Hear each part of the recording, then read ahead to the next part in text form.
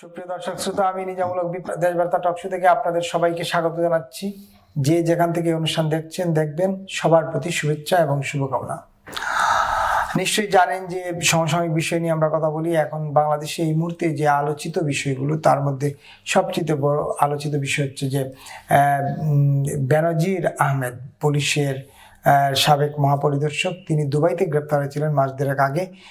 তাকে ছেড়ে দেওয়া হয়েছে, মানে জামিন পেয়েছেন তিনি। আর বাংলাদেশের তরফ থেকে বলা হচ্ছে তারা জামিন পাওয়ার 4 দিন পর, 3 দিন পরে শুনছেন বৃহস্পতিবারে জামিন হলো।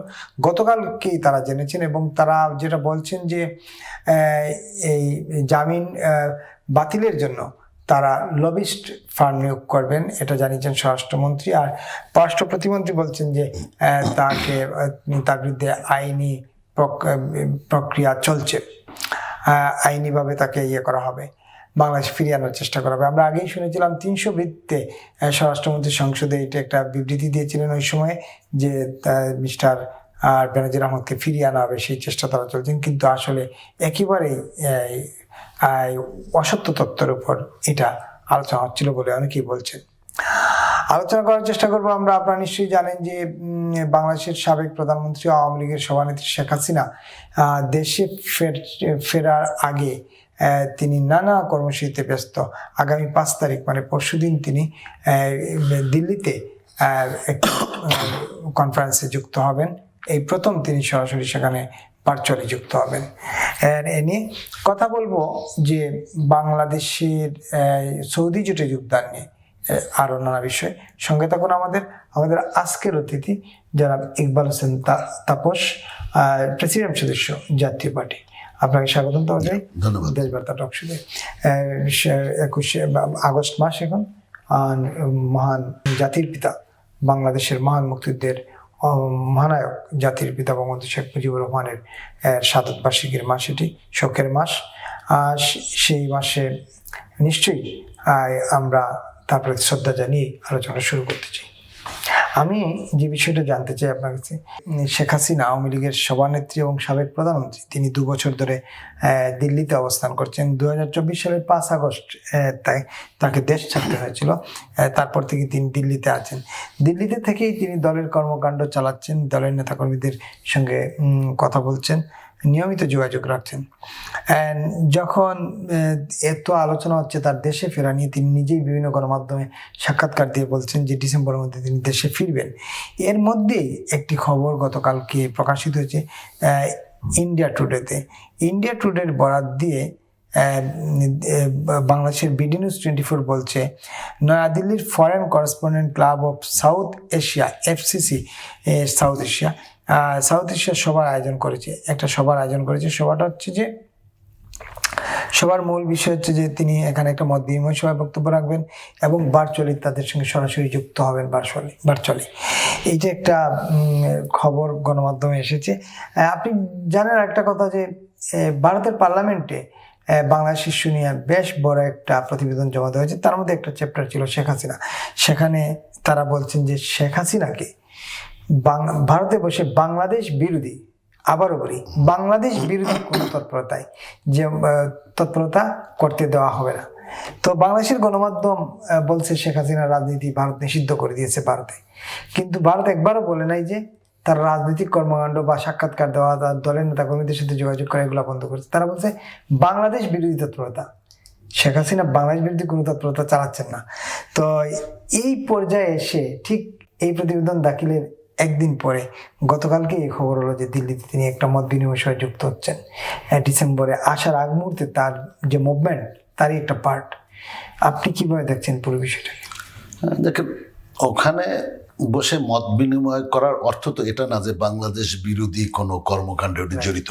তবে আমি যতটুকু জেনেছিলাম যে ভারতের মাটি ব্যবহার করে ভারতের মাটিতে বসে উনি কোনো রাজনৈতিক কর্মকাণ্ড পরিচালনা করতে পারবেন না, এইভাবে একটা ভারতের সংসদে এইভাবে নাকি একটা আলোচনা হয়েছে। তো এখন উনি একজন রাজনীতিবিদ, উনি তো আলোচনা করলে তো রাজনৈতিক আলোচনা অটোমেটিকলি চলে আসবে। এবং উনি যে এর আগে BBC সাথে একটি, রয়টার্সের সাথে একটি সাক্ষাৎকার দিয়েছেন এবং আরো বিভিন্ন মিডিয়ার সাথে উনি কথা বলেছেন, কখনো সরাসরি বলেছেন, কখনো ইমেল বা হোয়াটসঅ্যাপ প্রশ্ন উত্তরের মাধ্যমে বলেছেন। এখন আবার যেটা দেখলাম, এটা তো একেবারে আনুষ্ঠানিক ঘোষণা, ওখানে একটা সম্ভবত একটা সেমিনার বা এই জাতীয় আলোচনায় অংশগ্রহণ করবেন। ভারতের সরকার যদি ওনাকে অ্যালাউ করেন তাহলে তো করতেই পারে, ভারত তো একটা ভিন্ন দেশ এবং শেখ হাসিনা তো ওখানে অতিথি হিসেবে আছেন, উনি কিন্তু বন্দী হিসেবে নাই, উনি বন্দী হিসেবে নাই, রাজনৈতিক বন্দীও না, কোনো কিছুই না, অপরাধীও না, উনি ভারত সরকারের একজন বেশ ভিআইপি গেস্ট হিসাবে আছে এবং ভারতে সেই রীতি আছে। তো সেখানে উনি যদি ভারত সরকারের অনুমতি সাপেক্ষে কোনো আলোচনা বা সেমিনার সিম্পোজিয়ামে উনি অংশগ্রহণ করেন, তাতে তো দোষের কিছু নাই। তবে বিষয়টা হলো মানুষ কখন কি করে, পরিস্থিতি যখন মানুষকে একটি জায়গায় নিয়ে যায় সেই পরিস্থিতি অনুযায়ী মানুষ কিন্তু চলে। আপনি যদি শীতের মধ্যে পড়ে যান, তখন শীতের পরিস্থিতি নিজেকে আপনাকে অ্যাডপ্ট করে নিতে হয়, গরমে পড়লেও তাই। ঠিক উনিও যে পজিশনে এখন আছেন ওইটার সাথে উনি নিজেকে মানিয়ে নিয়ে ওনার রাজনীতি, ওনার মানে এগুলো তো করবে এবং ভারত সরকারও সেই সুযোগটাই দিবে। এবং আমার কাছে যেটা মনে হচ্ছে, গত কিছুদিন ধরে যেটা দেখছি, শেখ হাসিনা বলেছেন উনি বাংলাদেশে আসবেন এবং ডিসেম্বরের মধ্যেই আসবেন, কেউ বলে 3 মাসের মধ্যেই আসবেন, কেউ বলে 6 মাসের মধ্যে আসবেন। যাই হোক, উনি হয়তো ডিসেম্বরের মধ্যে আসবেন, হয়তো বা ডিসেম্বরে না হোক জানুয়ারিতে আসবেন, পরের বছরে ডিসেম্বরে আসতে পারে, বাট উনি তো আসবেন এই দেশে। উনি তো একটি বৃহৎ দলের সভানেত্রী, উনি না হয় এখন প্রাইম মিনিস্টার নাই, কিন্তু উনি তো একটা দলের সভানেত্রী এখনো আছেন। তো উনি বাংলাদেশে তো উনি আসবেন। এখন বাংলাদেশে এসে যদি ওনার বিচারের সম্মুখীন হইতে হয়, উনি তো বলেছেন যে আমি ফাঁসির রশি গলায় নিয়েই আমি আসব, আমার জন্য সেল প্রস্তুত করেন, রশি প্রস্তুত করেন। তাহলে ওনার তো একটা উইলিংনেস আছে আসার জন্য, উনি তো ভয় পাচ্ছেন বলে মনে হয় না। তো সুতরাং এইটাকে আপনার এই যে প্রোগ্রাম যেটা উনি ওইটা কয় তারিখে করবে, 5 তারিখে, এখানে আমি তো দোষের কিছু দেখছি না এবং বলতেও পারে এবং হয়তো আমরা দেখতেও পাবো বিভিন্ন মিডিয়ায়। এখন জোর করে তো মানুষের কণ্ঠস্বর বন্ধ রাখা যায় না। আপনি কতদিন রাখবেন? আপনি আমাকে জেলখানায় বন্দি করে রাখবেন, জেলখানায় আপনি একটা প্রকোষ্ঠ, যেখানে আপনার যদি আপনার 10x5 প্রকোষ্ঠের ভিতরেও যদি আপনি একটা মানুষকে বন্দি করে রাখেন, পৃথিবীর বহুত নজির আছে, সেখানে বসে বসে আপনি সারা পৃথিবীর সাথে যোগাযোগ করতে পারবেন। এটা বিগত দিনে ছিল, একটা চিরকুট দিয়ে আপনি পাঠিয়ে দিতে পারেন, একটা কাগজ আপনি পাঠিয়ে দিতে, এটা তো আপনি থামাতে পারবেন না। তো সুতরাং কণ্ঠস্বর আপনি কখনো থামাতে পারবেন না। এটা যদি কেউ করতে চায় তাহলে তারা ইতিহাসকে অবজ্ঞা করা হবে, ইতিহাসকে ফলো না করা। পৃথিবীতে এরকমের নজির তো নাই। আপনি কতদিন চাপিয়ে রাখবেন? 1 বছর, 2 বছর, 6 মাস, 5 বছর, 10 বছর, 15 বছর, আপনি কতদিন রাখবেন? আসতে তো হবেই, ফিরে তো আসতে হবেই এবং আসবেনও। সুতরাং আমার মনে হয় এই আওয়ামী লীগকে, শেখ হাসিনাকে বাদ দেন, আপনি আওয়ামী লীগকে তো আপনি বাদ দিতে পারবেন না। আপনি শেখ হাসিনার আত্মীয় স্বজন বাদ দেন, কিন্তু আওয়ামী লীগকে তো বাদ দিতে পারবেন না। কিন্তু সেখানে আমার মনে হয় যে এই দলটাকে যখন এক্সিকিউটিভ অর্ডারে নিষিদ্ধ করা হয়েছে, আমার ব্যক্তিগত মতামত, আমার মনে হয় ওই ডিসিশনটা রং ছিল। কারণ ওই সময় যদি বন্ধ করে না দিত, তাহলে যে এক ধরনের সেন্টিমেন্ট ছিল সেটা কিন্তু দাবানলের মতো ছিল না। এখন যদি ধরেন এই মুহূর্তে কোনো কারণে শেখ হাসিনা বাদ দেন, আপনি আওয়ামী লীগের উপরে যে নিষেধাজ্ঞাটা আছে এইটা যদি প্রত্যাহার করা হয়, তাহলে দাবানলের মতো মানুষ রাস্তায়, কারোর ডাকার প্রয়োজন হবে বলে আমার মনে হয় না, তারা ঝাঁপিয়ে পড়বে। যদি তারা রাস্তায় নেমে যায়, তখন কি হবে? তখন হবে একটা রায়টের মতো, একটা সংঘাত হবে, একেবারে নির্ঘাত একটা সংঘাত হবে। তখন দেশের জন্য একটা বড় ধরনের অপূরণীয় একটা ক্ষতি হয়ে যাবে। তো সুতরাং সেই জায়গাটায় যারা নিষেধাজ্ঞা দিয়েছে, তারা যে ভুল করে দেশটাকে যে একটা সংঘাতের দিকে নিয়ে গিয়েছে, এটা কিন্তু খুব ভুল করছে। এখন কি করা উচিত?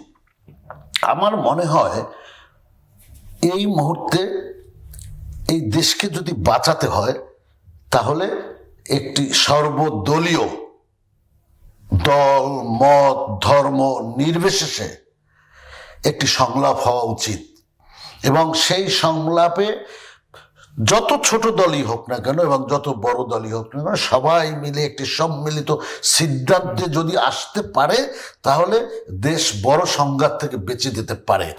নচেত একটা বড় সংঘাত অবশ্যম্ভাবী।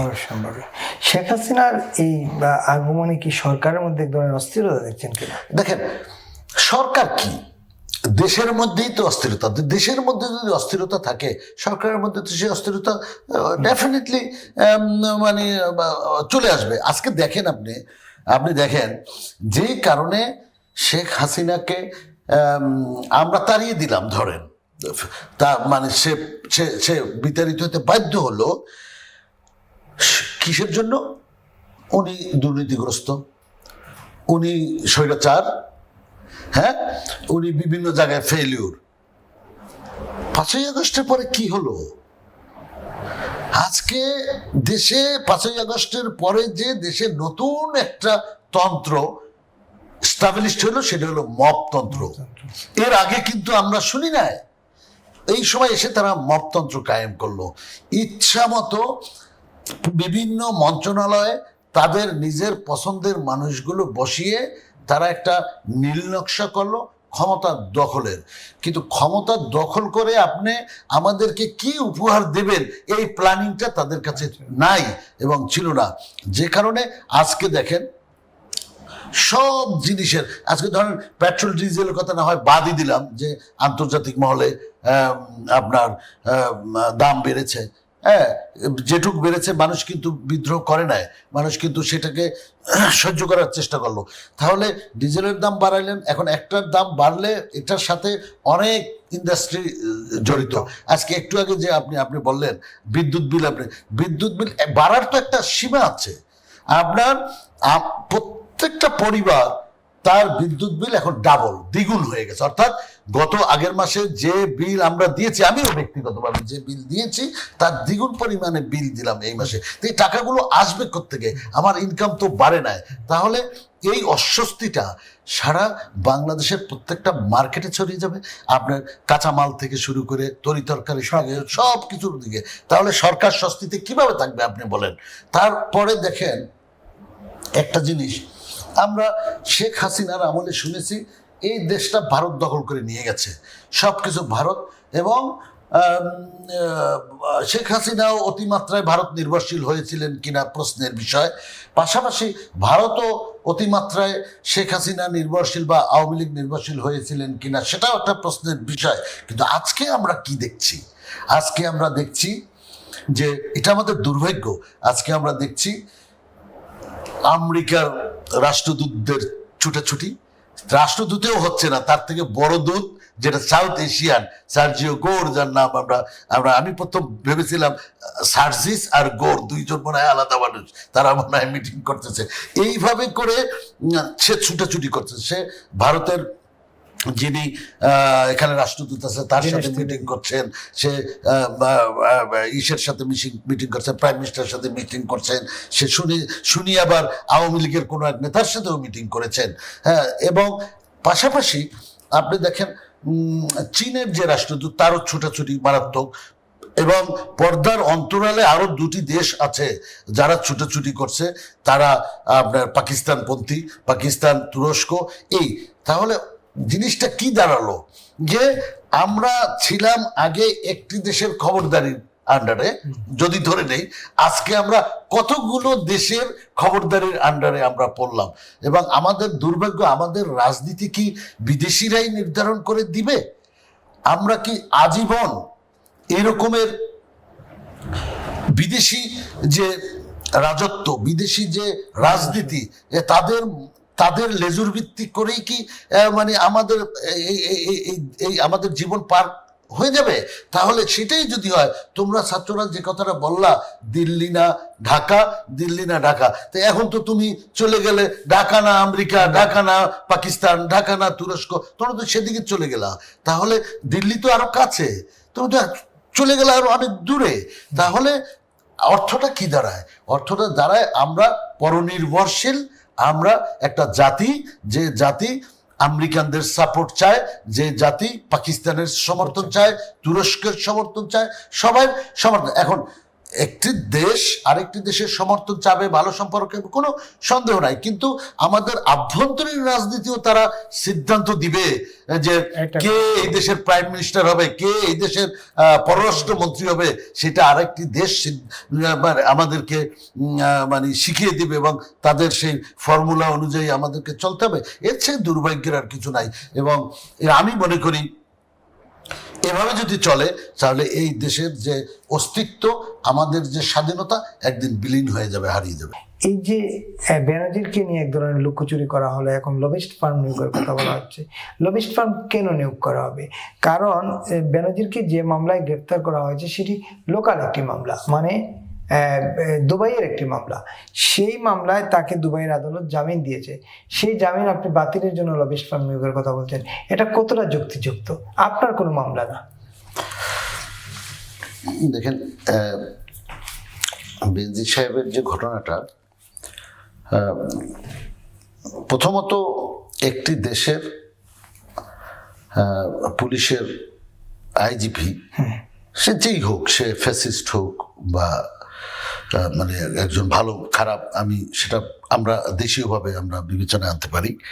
সে দুবাইতে উনি গ্রেপ্তার হয়েছেন, যে কারণেই হোক না কেন গ্রেপ্তার তো হয়েছেন, এটা আমাদের জন্য মোটেও সম্মানের বিষয় না, অত্যন্ত দুঃখের বিষয়।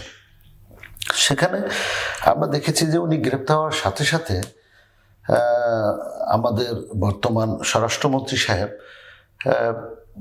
সংসদে একটা বক্তব্য তুলে ধরেছেন, এবং উনি বলেছেন যে ওনারা একটা আইনি প্রক্রিয়া মানে শুরু করে দিয়েছেন, যাতে ওনাকে ফিরিয়ে নিয়ে দ্রুত ফিরিয়ে নিয়ে আসা যায়।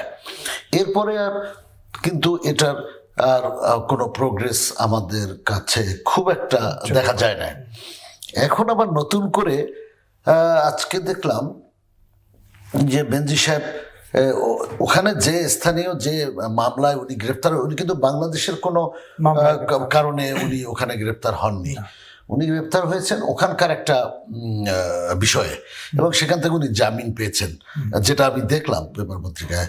পাশাপাশি এটা দেখলাম যে বাংলাদেশ সরকার একটা ল ফার্ম ওখানে সম্ভবত নিয়োগ করেছেন ওনাকে ফিরিয়ে আসার জন্য। কিন্তু আপনি যেটা বললেন যে ওনার জামিন যাতে না হয়, জামিন বাতিলের জন্য একটি ল ফার্ম নিয়োগ করেছেন। আমি যতটুকু জানি যে ওনাকে ফিরিয়ে আনার, যেটাই হোক, ওনাকে ফিরিয়ে আনার জন্য।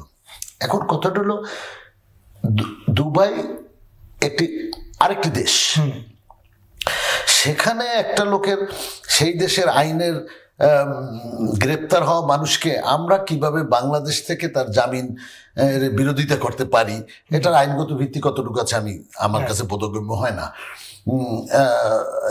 বাট লবিস্ট ফার্ম ওখানে, এটার একটা রীতি আছে বিভিন্ন বিষয়ে, বিদেশের যে কোনো কাজে অনেক সময় লবিস্ট নিয়োগ করা হয়, কিন্তু ওনার যে বিষয়টা, এখানে লবিস্ট ফার্ম নিয়োগ করার প্রয়োজনীয়তা কি, এটাই প্রমাণ করে যে কূটনৈতিক ব্যর্থতা।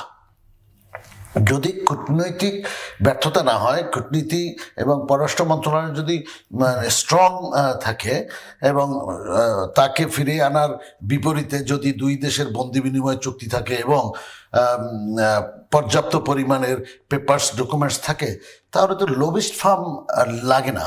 হ্যাঁ, সেই ল ফার্ম আর কি ওখানে। যাই হোক, তারপরেও আমি এটা মনে করি যে ওখানকার জামিনের বিরোধিতা করার জন্য আমাদের ল ফার্ম ওখানে মানে যুক্তিযুক্ত। এটা কি আসলে এই যে ল ফার্মের মাধ্যমে আসলে পয়সা বা টাকা বিদেশে পাঠানোর অনেকেই এই আলোচনা এখন করছে। এটা তো বিগত দিনে আমরা অনেক কিছু শুনেছি এবং এটা একটা মাধ্যম হতে পারে। সেখানে একটা অর্থনৈতিক লেনদেন তো হবে। এখন কত অর্থনৈতিক লেনদেন হবে, কি হবে না হবে, এটা তো জনসম্মুখে আর ওইভাবে প্রকাশিত হবে না। তো সুতরাং সেখানে একটা চান্স তো থেকেই যায়। তার মানে এই মানুষকে এই যে বিভ্রান্ত করা, অপতথ্য দেয়া, যে আমরা সরকারিভাবে উদ্যোগ নিয়ে নিছি, দুবাই সরকারের সাথে, আরব আমিরাতের সরকারের সাথে আমরা যে কথা বলতেছি, আমাদের রেগুলার যোগাযোগ আদান প্রদান হচ্ছে, কাগজ আদান প্রদান হচ্ছে, তারা যা চাইছে আমরা তা দিয়েছি, এইসব বলে মানুষকে বিভ্রান্ত করা, মানুষকে আসলে অপতথ্য দেওয়া কিনা? দেখেন, আমাদের চরিত্রের সাথে এই যে ফাঁকা বলি, চাপাবাজি, স্লোগান, মিথ্যাশ্বাস, হয়রানি, এগুলো মিশে গেছে, রক্তের সাথে মিশে গেছে। সুতরাং সেখান থেকে আমি নিজেও দায়মুক্তি নিতে পারি না, এবং সে স্বরাষ্ট্রমন্ত্রী বলেন, সরকার বলেন, এটা আমাদের জন্য দুর্ভাগ্য। তারা চাচ্ছে যে মানুষকে কি বলে, নিজেদেরকে এস্টাবলিশ করার জন্য মানুষকে যদি বিভ্রান্ত করার প্রয়োজন হয় সেইভাবে করছে। এটা আমাদের দুর্ভাগ্য। সৌদির কথা তুললেন, সৌদি জোটে বাংলাদেশ যুক্ত হয়েছে। এই সার্জিওরের সফরের পরপরই কালকে প্রধানমন্ত্রী পররাষ্ট্র উপদেষ্টা বলেছেন সৌদি জোটে যোগদান হুতিদের হুমকি মোকাবেলায়। তো এই হুতি কারা? বাংলা সরকার কি জানে না হুতি কারা? দেখেন, আপনি যদি মনে থাকে যে ইরানের খমেনির জানা যায়, আমরা কিছু লোক পাগড়ি টেগড়ি পরে ওখানে চলে গেলাম। আবার বড় পীর সাহেব আপনার কি বলে, এই যে সংসদ ভবনের ওখানে মানে রাষ্ট্রদূতের সাথে, আমেরিকার রাষ্ট্রদূতের সাথে আমরা কোলাকুলি করছি।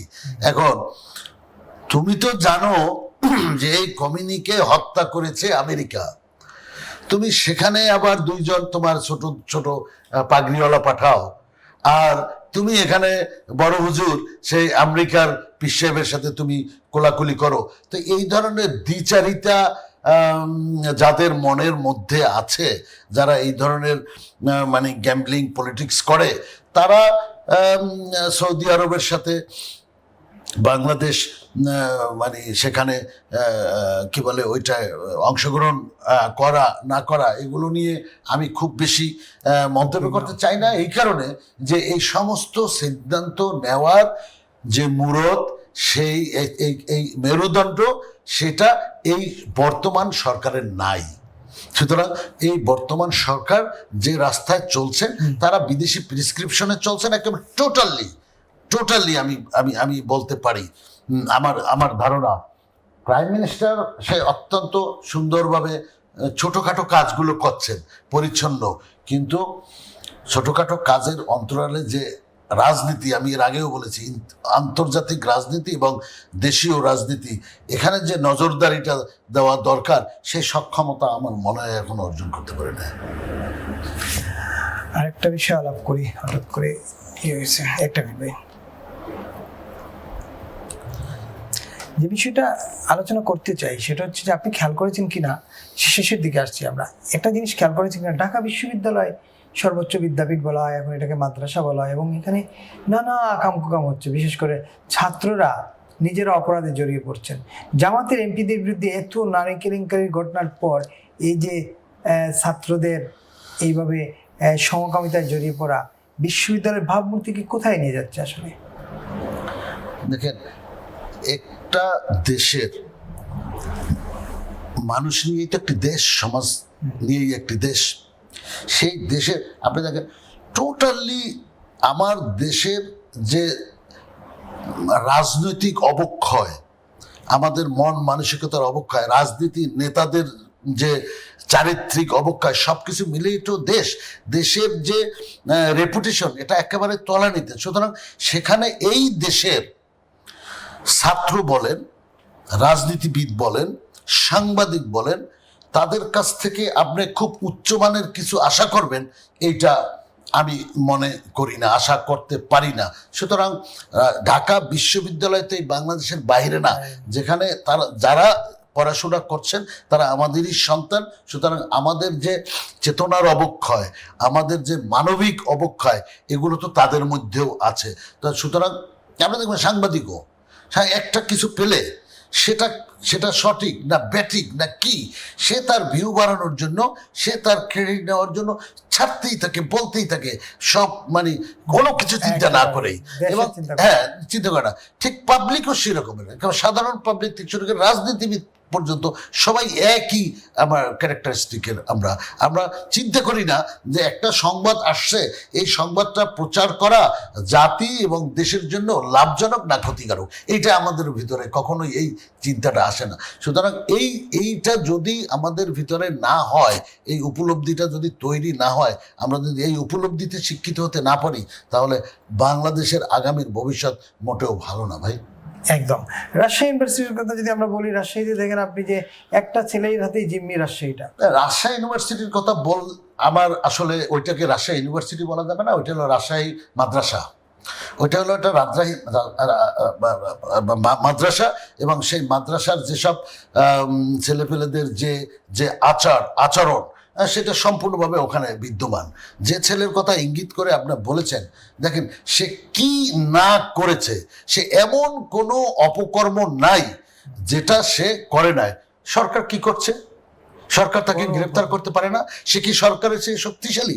সে কি খোদ বিশ্ববিদ্যালয়ের থেকে শক্তিশালী? তাহলে আমাদেরকে বুঝতে হবে যে ওই বিশ্ববিদ্যালয় তাকে পালছে, সরকার তাকে পালছে। এখন আমরা করি না, ওই যে মুরগি, হাঁস, গরু, ছাগল পালি না, পেলে যখন হৃষ্টপুষ্ট হয় তখন জবাই করে আমরা সেটাকে খেয়ে ফেলি। তো এখন ওর ভাগ্যে এরকমও কিছু থাকতে পারে, কিন্তু ওকে আগে পালছে। ও বুঝতেছে না যে ও একটা ছাগল, ওকে পালছে, ও একটা গৃহপালিত পশু, ওকে পালছে। ও বুঝতে পারতেছে না যে আগামী দিনে ওকে কোরবানি করা হবে। আল্লাহ মাফ করুক, তাকে যেন কোরবানি করা না হয়, তবে তার ভবিষ্যৎ ভালো না। সুতরাং এই বিশ্ববিদ্যালয়েরও ভবিষ্যৎ ভালো না। ওখানে আমি আমার ছেলেকে তো ওখানে পড়াতে পাঠাবো না কোনোদিনও। আমি আমার সন্তান, আমার যদি নাতিও থাকে, আমার যদি পাড়াপড়শিও কেউ থাকে, আমি ওই বিশ্ববিদ্যালয়ে পাঠাবো না। ওখানে সব রাজাকার আলবদর ওখানে সবাই আছে। তারা দেশের স্বার্থ বোঝে না, নিজের স্বার্থ বোঝে না, এবং গোটা ইসলামের স্বার্থও তারা বোঝে না, তাদের নিজস্ব স্বার্থবিহীন। মোটামুটি একটা পরিবেশ পরিস্থিতি তৈরি হয়েছে। গতকালকে দেখলাম যে আপনার উত্তরায় স্থানীয় সংসদ সদস্য জাহাঙ্গীর আলম এবং এই আপনার প্রশাসক গিয়েছিলেন এখানে, পরিচ্ছন্নতা কর্মীদের সাথে স্থানীয়দের আদানুবাদ হয়েছে, তারা গিয়েছিলেন, তাদেরকেও ধাওয়া দিয়েছে স্থানীয়রা। মানে এই জনরোষ কেন তৈরি হলো জনপ্রতিনিধির প্রতি? আপনি দেখেন, জনরোষ কখন হয়? মানুষ যখন ফুঁসে থাকে, মানুষ যখন আর নিজেকে আর সামলাতে পারে না, তাদের আর অস্তিত্বের একটা প্রশ্ন আসে, তখন কিন্তু মানুষ একটা রোষ এবং টোটালি ক্ষোভটা বের হয়। আমি দেখেছি জাহাঙ্গীর সাহেব এবং প্রশাসকের নাম কি, আমিনুল, হ্যাঁ, ওনারা দুজন যেভাবে জনরোষে পড়েছে এবং ওনাদের সাথে যে বাদ অনুবাদ হয়েছে, সেটা একটা অসম্মানজনক, মারাত্মক রকমের অসম্মানজনক। এই অসম্মান, এটা জাতির জন্য অসম্মান, একটা পদের জন্য অসম্মান, রাজনীতির জন্য অসম্মান। এইভাবে আমার জীবনে কোনোদিন দেখি নাই এইভাবে যে শফিকুল ইসলাম, এইভাবে আমি দেখি নাই কোনো জনপ্রতিনিধিকে এইভাবে হেনস্থা করতে পারে মানুষ। এখন সেই অবস্থা তো হয় নাই। এখন যে অবস্থা এখন হয়েছে, যেভাবে ওনারা হেনস্থা হয়েছে, আপনার জুলাই আন্দোলনেও এত হেনস্থা হয় নাই। আপনার আওয়ামী লীগের যেসব এমপি আছে, আমরা আরেকবার দেখেছিলাম যে দৌড় সালাউদ্দিন আছে, সালাউদ্দিনকে দৌড় দিয়েছিল, এদেরকে তো প্রায় ওই রকমই তো হয়েছে আমি দেখলাম। এবং তাদেরকে পুলিশে নিয়ে যাচ্ছে, বলছে স্যার আপনারা এখান থেকে চলে। তো এই অসম্মানজনক পরিস্থিতি তৈরি কেন হইলো? এতটুকুতেই যদি এই রকমের হয়, সামনের দিন তো পড়ে আছে অনেক। এবং একটা জিনিস দেখেন, এই জাহাঙ্গীর সাহেবের বিরুদ্ধে কিন্তু তুরাগ হত্যাকাণ্ডের যে 7টা লাশের কথা বলা হচ্ছে, তুরাগে 4টা, সেটার অভিযোগ তার বিরুদ্ধে আছে। থাকবেই। রাজনীতিবিদদের বিরুদ্ধে তো অনেক কিছু থাকে, ধরেন সত্য আছে, মিথ্যা আছে, সবকিছু মিলেই থাকবে। কিন্তু যখন আপনি জনরোষের মধ্যে পড়বেন, তখন বুঝতে হবে আপনার কি বলে জনপ্রিয়তা তলানির দিকে যাচ্ছে। তো সুতরাং একজন এমপি একজন প্রশাসক, এরা যদি এইভাবে মানে ধমকের মধ্যে থাকে আপনি, তাহলে সরকারের জন্য এটা একটা অস্তিত্বের বিষয়। আজকে দেখেন, আমি দেখলাম অনেকগুলো এমপি নেতা তাদের বিভিন্ন রকমের ভিডিও ভাইরাল হয়েছে। কোনোটা সত্য, কোনোটা তো এই হতে পারে, বাট এর মধ্যে দুই একটা তো অলরেডি এস্টাবলিশড হয়েই গেছে। আপনি দেখেন এই যে জামাতের যেসব এমপিদের বিরুদ্ধে এবং নেতাদের বিরুদ্ধে যেসব একটার পর একটা মানে চারিত্রিক যে স্খলনের যে যা ভিডিওগুলা আমাদের মাঝে প্রকাশিত হচ্ছে, এতে করে তো জামাতের প্রতি যে মানুষের কিছুটা অন্তত, অনেকে মনে করতো যে জামাত একটি ইসলামিক দল, জামাতের নেতা কর্মীরা একটু ভালো, কিন্তু এখন তো দেখতেছি যে তারাও যখন সুযোগ পেয়ে গেছে তখন তাদের আসল চরিত্রটা বের হয়ে আসছে। এখন মানুষের সামনে সে চরিত্রটা বেশ একেবারেই মানে ফুটে উঠছে। তো সুতরাং তার মানেটা হলো অল ওভার বাঙালি জাতির যে চরিত্র, বাঙালি জাতির যে দীর্ঘদিনের যে জেনেটিক যে চরিত্র, এখান থেকে আমরা কেউ বের হতে পারি নাই। তাহলে ভবিষ্যৎটা কি? ভবিষ্যৎ হলো এই জাতিকে পরিপূর্ণভাবে শুদ্ধ করতে হবে। শুদ্ধ করতে হইলে আপনাকে একেবারে নিচ থেকে ধরে আপনাকে শিখিয়ে উপর জায়গায় নিয়ে আসতে হবে। সেই জন্য চাই একটি বড় অংশের মানুষ, বুদ্ধিজীবী, যারা দেশকে ভালোবাসে, মানুষকে ভালোবাসে, মানবতাকে ভালোবাসে, এই মানুষগুলোর সংমিশ্রণে একটি জাতীয় ঐক্য গড়ে তুলে একটি সরকার তৈরি করা, যে সরকার এই দেশ আগামী দীর্ঘদিন পরিচালনা করে দেশটাকে একটা সুন্দর জায়গায় নিয়ে আসতে পারে। এটা আমার কাছে মনে হয়। আপনার অসংখ্য ধন্যবাদ জনাব ইকবাল হোসেন তাপস, আপনাকে এবং যারা দেখছিলেন দেখবেন সবার প্রতি অনুরোধ, দেশবার্তা ফেসবুক পেজটি ফলো দিয়ে এবং ইউটিউব চ্যানেলটি সাবস্ক্রাইব করে আমাদের সঙ্গে থাকুন। আগামীকাল আবার দেখা হবে, সেই পর্যন্ত সবাই ভালো থাকবেন, নিরাপদ থাকবেন। শুভ সন্ধ্যা।